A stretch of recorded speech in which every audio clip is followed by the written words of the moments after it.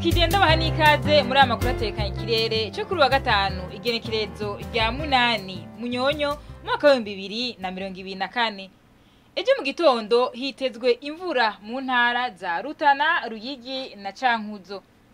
Mu ntara za Makamba, Bururi, Rumonge, Cibitoke, Muyinga na Kirundo hitezwe ikirere kiri mwizuba n'ibicu bike bike, na mu z'intara zisigaye z'igihugu hakaba hitezwe ikirere kirimwo ibicu vyinshi.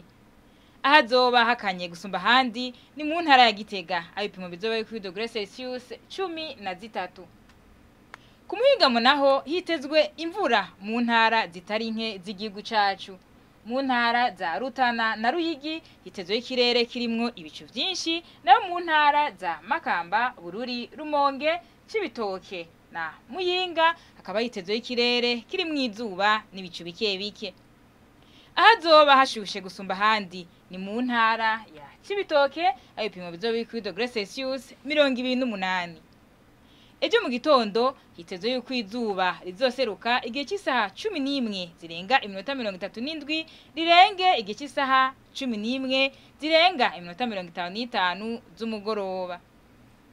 Aha rero niho hagarukiye n'amakuru atekanye ikirere mwateguye n'ikigo ca Ijebu kijeje iby'ibirere. Mwakoze cyane kuri akurikira. Alice Ningabira nje nariko ndabashikiriza naho ubutaha.